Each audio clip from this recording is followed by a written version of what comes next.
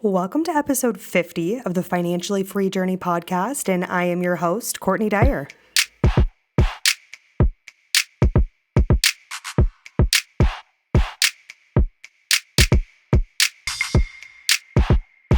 Well, thank you for tuning into the show today, guys, and I could not be more excited to cover this highly requested topic. But before we get into the topic for today, I just have to do a shout out to all of you that have taken the time to subscribe, rate, and review the show. We actually just reached a huge benchmark for a podcast, which is 100,000 listeners. And you guys are located in every state of the all 50 states, and in over 65 countries worldwide. I mean, guys, you mean the world to me, and I am so excited that all of you are taking charge of your financial future and you're doing the work that it takes to achieve financial success. And I actually recently just got a review, and I wanted to share it with you guys because it just means so much to me that you guys take the time to leave a review when you're looking up the show on Apple Podcasts. And this one said, "Love the podcast, super informative in a relatable way, tangible, real advice for the average person.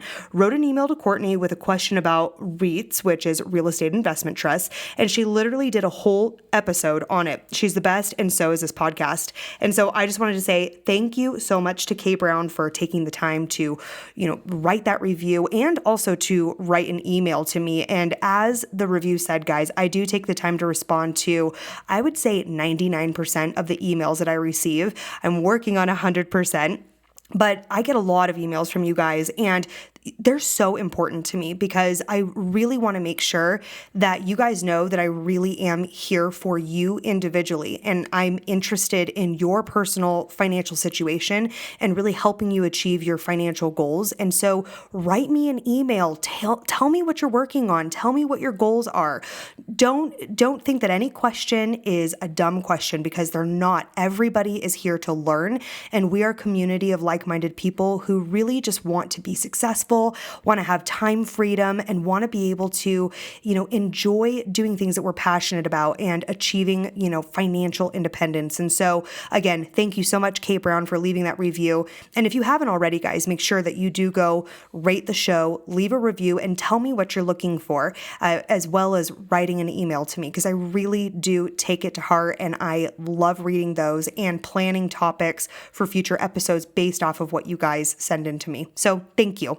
Okay, so let's get into the nitty-gritty of today's topic. So, combining personal finances. This is somewhat of a hard topic to address because money is an extremely emotional topic for most individuals. And generally speaking, talking about money and finances is really not an open subject for most people. I mean, when was the last time that you asked your friends how much money they make, or what are they investing in? How much are they investing? How do they leverage debt to build wealth, or what do they have saved for retirement? I am pretty confident when I say that the majority of the people listening to this show have not had a conversation like that with their friends, family, and sometimes it's even hard to have a conversation like that with your significant other.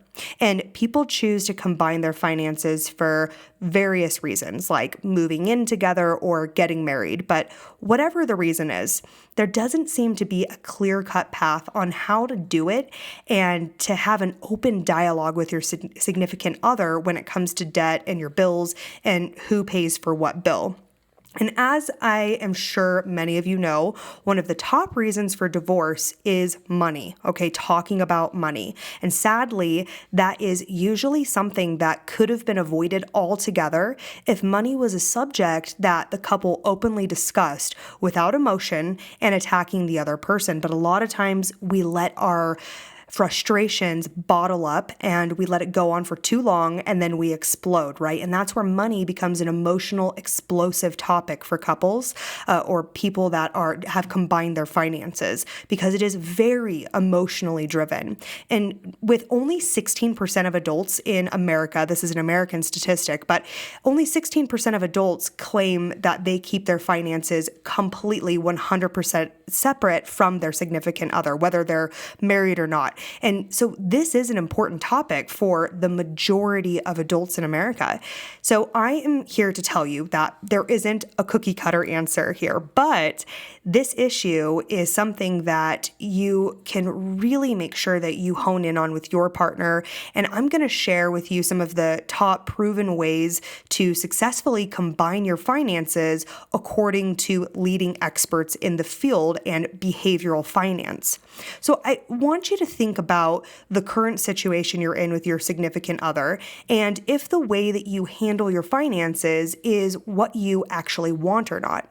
And so I want you to keep that in mind when we are going through these different strategies and approaches when it comes to combining finances. And the key ingredient here that I want you to remember is that dialogue with your partner, no matter what approach speaks to you, just know that consistent and open communication is the key to making it successful.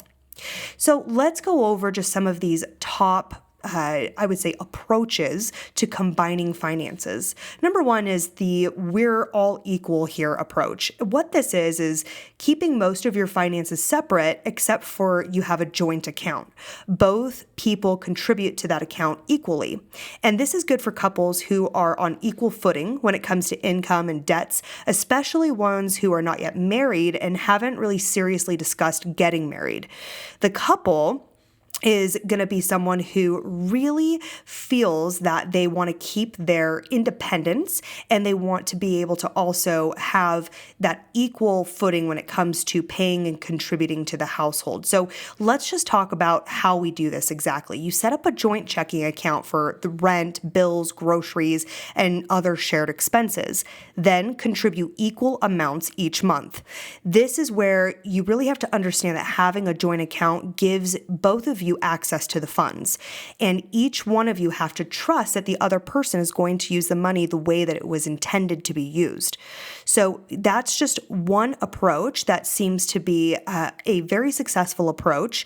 And really that you share how much each of you have contributed into the fund and also having open dialogue for how much you're keeping in your own savings in case perhaps the other one loses their income or their job. So just think about, cohabitation and the resources that you need to be successfully living together. And that's what's going to be included into that joint account.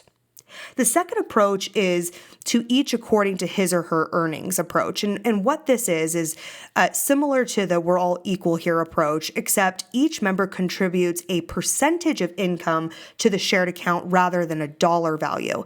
This is good for couples, whether you're married or not, who earn unequal incomes, especially where the one earning more would like to have a shared lifestyle. So dinners out, vacations, etc., that is more than the lower income earner could afford on his or her own.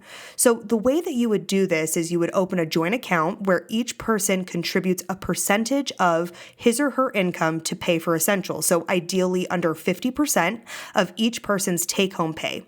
So for example, let's just say a couple might agree to contribute 45% of their take-home income to this shared fund.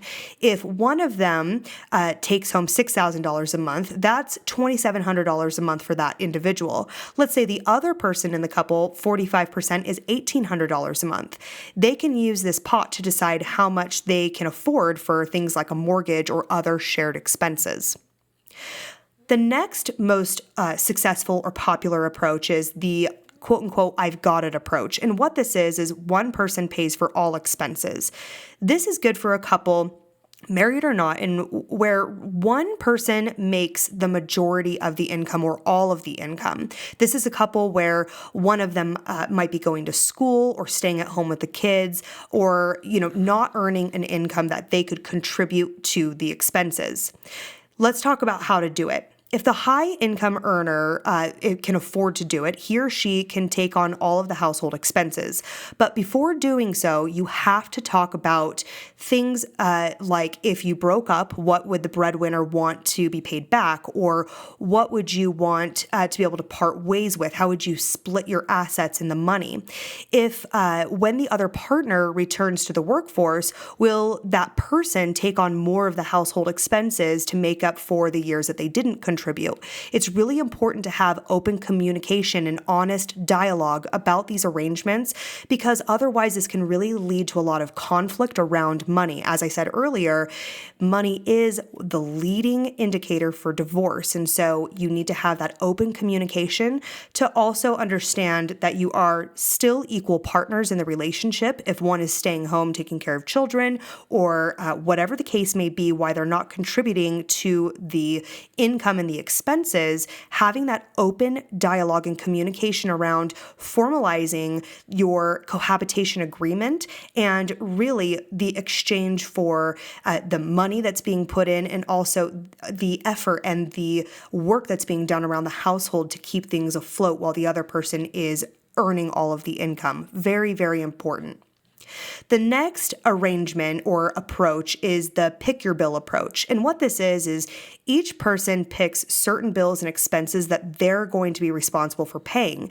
These may not be necessarily equal. This is good for couples who earn different amounts, especially when they aren't married, or one is paying for a mortgage, for example. This is perfect for couples who don't want to combine finances at all.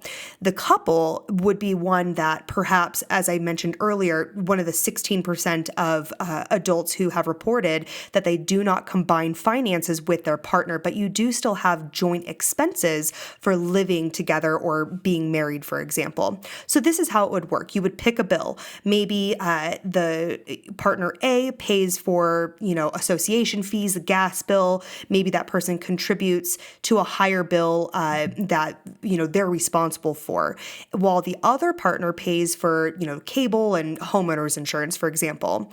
The partners would split these bills and they would decide who is responsible for what bills and then pay those bills in their entirety. So this is something that you also really need to make sure it's important to talk about and figure out a plan that works well for both of you according to your income level, and also the cohabitation bills and expenses that you have by being together as a couple.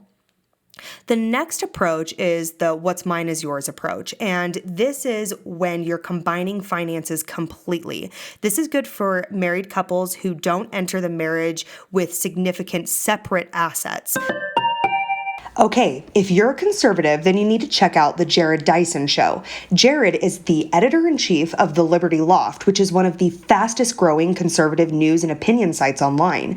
Jared's show is a hard-hitting opinion show that shares from a Christian conservative perspective, and he gives unique insights and opinions, and so you absolutely need to check out The Jared Dyson Show. It's available anywhere that you can find podcasts. It's on Apple, Google, Spotify, YouTube, you name it, it's there. You can also check out their website for information, which is www.thelibertyloft.com. So here's how you do the what's mine is yours approach. Option 1 is to have a joint account where you deposit all of your income. And from that account, you pay your bills and then you set aside a portion for your savings. Option 2 is to have one joint account for shared expenses and your savings goals, plus a separate checking account for each of you. That's where you have your fun money or your spending money that you spend however you want. Either way works. But what I want to point out here is I want this to be an open dialogue between you and your partner. And I know I've overused that phrase, but it's really important to take into account how each of you feel about the other's spending habits. If one of you has a bigger spending habit than the other, and that's a point of contention in your relationship, option 2 may be a better option for you. So you have both decided on that set amount for your fun money or your expenses that doesn't have to do with your bills, and the other person isn't overseeing and micromanaging every single time you swipe your card or go to Starbucks or go to Target, right? We see a lot of memes about that, but it's because it truly is a point of contention in a lot of marriages and partnerships. And so you really have to think about how you and your partner communicate and think about each other's spending. And if it's something where it's a point of contention and it would be better to have an amount that you agree on and you set aside and you just spend separately without overseeing each other's spending, then option 2 would be great. If that would create maybe trust issues within your relationship, maybe option 1 is better for you. Whatever the case may be, both work well, but you have to have your debts paid down and and you have to decide together how much you're going to really dedicate to paying off loans and how much you're going to put aside and save for a down payment or other financial goals each month. So have monthly meetings to talk about your spending and the progress that you're making on your savings goals. Now, the next approach is the act as if approach. And what this is even though both partners are working and bringing in an income, they live on one income and then they save the rest. This is good for couples where, one has an inconsistent income, for example. Maybe they're hourly and they get a lot of overtime, or it's seasonal, or perhaps the couples are planning to live on a single income in the future. Maybe you guys want to have kids and one of you are going to stay home with the children when the time comes. So how this works is you set up a shared budget according to just one partner's income.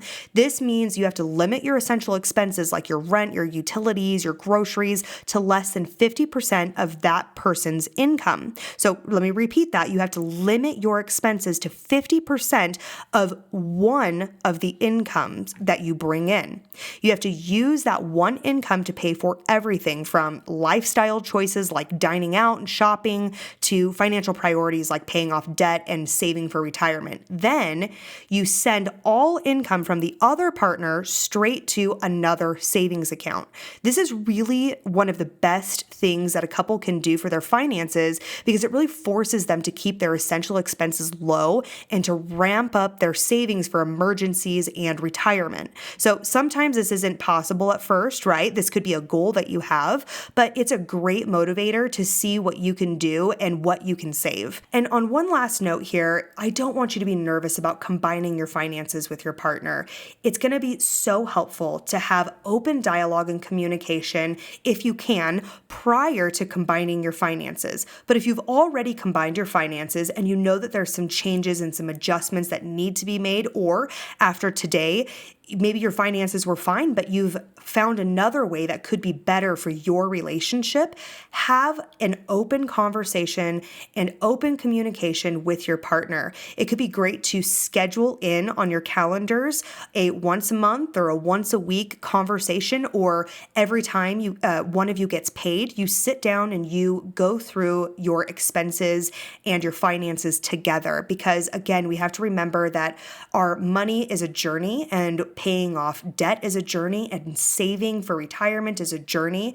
And so you have to continue to be able to tweak along the way and be open to having that dialogue with your partner if things do need to be adjusted and if things do need to change. And so I hope that today's episode helped spark some insight for you and help you understand how you could combine your finances with your partner or make some adjustments if you already have done that. And so thank you so much for tuning into today's episode. I look forward to being with all of you again next week. And if you're not already, make sure that you're following us on Instagram. It's at Financially Free Journey, where I share more tips and tricks to help you with your financially free journey. Until next time.